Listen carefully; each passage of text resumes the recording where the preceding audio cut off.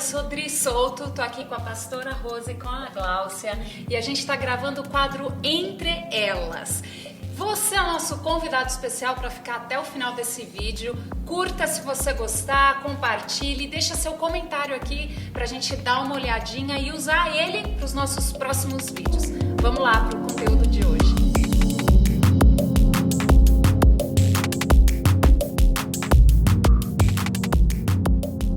Então, nós temos uma pergunta aqui bem polêmica, né? Um pouco complicada. Uma mãe perguntou: a minha filha se assumiu homoafetiva, como devo agir? E aí, o que vocês... É uma pergunta que já dói, né? A gente que é mãe já dá uma dor no coração por conta da própria dor dessa filha, né? Dentro de uma sociedade, né? Onde se tem todo um tratamento diferenciado, né? Para essas escolhas que se faz. Mas como mãe, eu acho que o meu conselho, eu posso dizer que é o nosso, né? Você que vive esse problema na sua casa, ame a sua filha incondicionalmente. Independente das escolhas que ela tenha, que ela faça, dos posicionamentos que ela tenha, não deixa de ser sua filha, né? E isso não diminui em nada a filiação, nem tampouco o amor que você deve transmitir. Eu acho que até pelo contrário. Essa mãe precisa amar com uma dose ainda maior por tudo que essa filha deve estar enfrentando, né, internamente, e que enfrenta também na sociedade pela escolha que ela fez, né? Eu acho que uma coisa legal também é... Bom, antes eu quero fazer um parênteses aqui. Lembrar que a gente está num bate-papo super rápido. Então eu queria lembrar duas coisas para você antes de eu colocar aqui um ponto. A primeira coisa é que, de forma alguma, essas dicas que a gente está dando, ou esse compartilhar, ele pode parecer simplista demais, né? A gente sabe a densidade, a complexidade disso no dia a dia. Então a gente não está querendo tratar como uma coisa super fácil de resolver ou como se você já não tivesse pensado nessas coisas. O outro ponto que eu quero colocar antes de entrar é: qualquer coisa que a gente for falar não é para criar um julgo na pessoa, né? A gente não está aqui avaliando como juízas assim de situações. A gente está como pessoas igual vocês.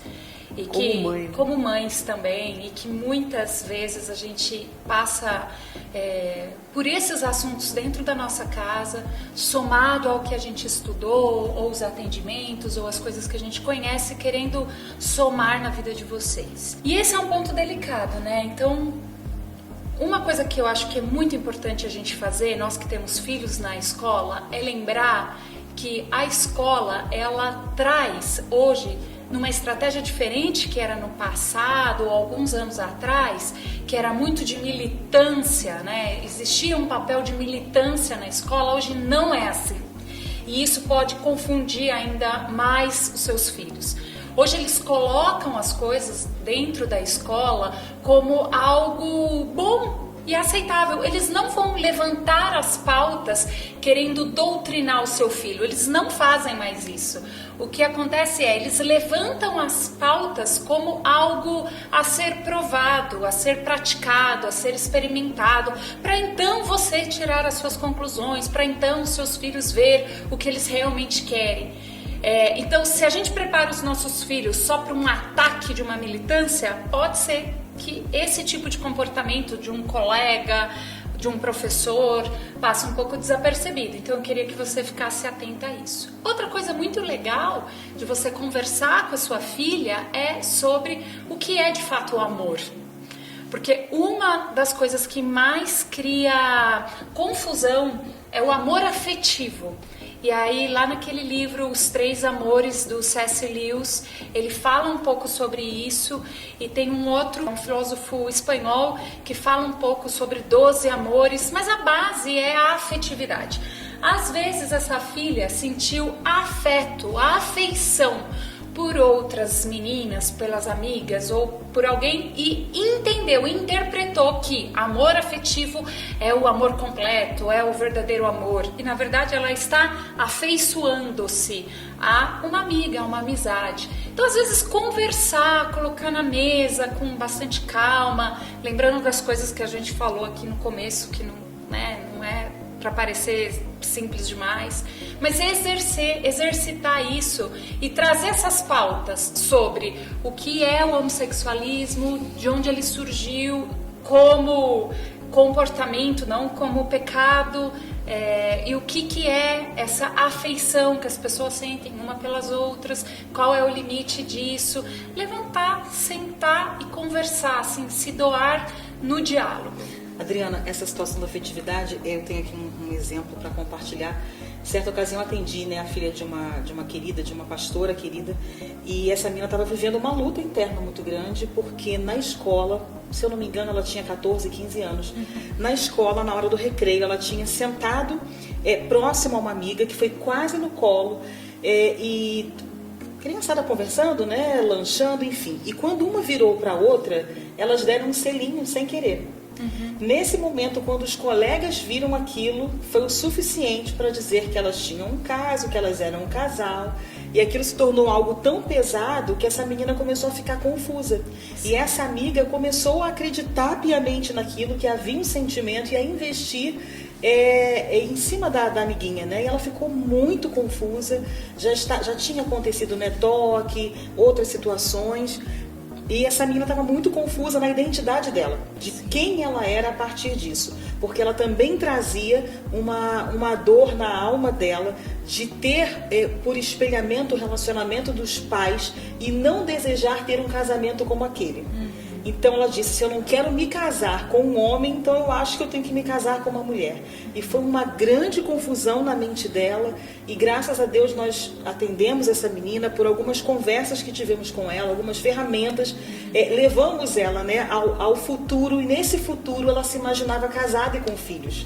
Né? Eu perguntei, casada com quem? Me descreve quem é o seu marido. E ela me deu toda a característica de um homem, né? E ali ela pôde entender o quanto aquilo estava sendo até uma estratégia, né? Um engano mesmo na mente dela para confundi-la, né? E não havia realmente um sentimento concreto. Foi uma confusão que foi feita por uma pessoa do mesmo sexo, por uma brincadeira que os colegas ali reafirmaram e confundiram a identidade dela. E isso é uma coisa que a gente tem que ficar atenta, né? Existe um padrão de comportamento que de forma geral, as pessoas elas vão ter dificuldade de se olhar no espelho, assim, digo em relação aos seus próprios erros, olhar a alma no espelho, né? De forma geral, todo mundo tem uma dificuldade em se olhar no espelho. Quando uma criança ou um adolescente que não tem essa identidade bem sólida, bem formada, ela se vê diante de uma situação onde os seus valores são confrontados, ela prefere, isso criança adolescente, mas muito adulto e imaturo, herda o comportamento infantilizado, mas ela prefere abrir mão dos valores do que se ver diante do espelho, falar, caramba, eu errei, eu falhei. Então ela vai questionar os valores, eu acho que não era assim como os meus pais falaram, como eu aprendi na igreja ou como me disseram. Eu acho que na verdade, ao invés de eu ter um enfrentamento comigo mesma, eu vou ter um enfrentamento aqui com a base de valor, porque custa menos. Tudo isso não é intencional, né? É no inconsciente. Por isso que nós, a gente, mãe, pai, tem que saber disso e tem que preparar esses ambientes onde os nossos filhos possam falar. E aí, mãe, pai, às vezes é difícil, né? Não é o que você queria ouvir. Talvez você deixou passar muito tempo, nunca teve essa conversa. Então, nas primeiras conversas, pode ser que você se depare com coisas que você não gostaria ou não estava esperando ouvir. Mas, se você se posicionar no seu papel de mãe e ir atrás das ferramentas que lhe faltam, você está apta para isso. Que é seu papel. Eu acredito que a pastora Rose pode acrescentar muito nisso, né? Não, eu estava pensando aqui que existe também, né, a questão da Bíblia, né? Que eu acho que quando nós começamos bem cedo, com as crianças bem pequenas, as pessoas perguntam, quando começar a ensinar alguma coisa sobre isso? Quando, a partir do momento que nasceu, você tem que começar em oração, né?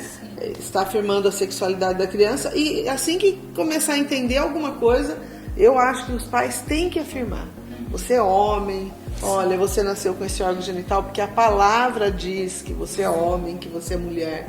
Então assim, isso é algo que a gente tem que estar plantando nos nossos filhos, nas nossas crianças, para que quando eles chegarem numa idade que eles fizerem a escolha, você não fique, poxa, eu nunca ensinei meu filho, eu nunca falei sobre isso, e vira aquele sentimento de culpa, aquela coisa toda. Então eu acho assim que nós temos que pecar pelo exagero, ensinar além do que precisa, para que quando eles chegarem na época não sejam confundidos, de fazer uma escolha do namorado, da namorada, aquela coisa toda, eles não sejam pegos assim de surpresa por uma brincadeira, como você disse. Então eu acho que nós, como pais, nós temos que ensinar o que a palavra diz. Eu ouvi um testemunho, né, uma história essa semana, uma mulher muito aflita de alma por conta dos seus 2 filhos terem, né, um seguiu, criados na igreja, né, um seguiu o caminho, né, da homossexualidade e o outro das drogas, e ela não entendia o porquê isso tinha acontecido, uma vez que ela tinha caminhado com esses filhos, né, para a igreja a vida inteira. E ao buscar um aconselhamento, né, com um pastor que conhecia a família dela há muitos anos, esse pastor disse para ela, você sempre mostrou aos seus filhos o caminho que eles deveriam andar, mas você nunca andou com eles nesse caminho. Né? É a diferença de você apontar e dizer e você ser o exemplo. Então eu acho que é uma boa reflexão aqui que fica para as mães, né, que estão nos ouvindo, que não basta você falar da palavra, ensinar a Bíblia, né, e dizer, o seu filho precisa antes de tudo ver a sua vida, o seu testemunho, para que ele siga os seus passos. E eu acho que é isso, né? Espero que você tenha gostado do nosso vídeo de hoje. Deixa aqui seu comentário, se ficou alguma dúvida, coloca aqui pra gente que a gente vai dar uma lida e ajudar você naquilo que for possível para nós. Se por acaso você ainda não curtiu, não compartilhou, então faça isso agora. Deixa seu like e envie esse link aqui para as pessoas que você lembrou enquanto você estava ouvindo o conteúdo de hoje. Muito obrigada.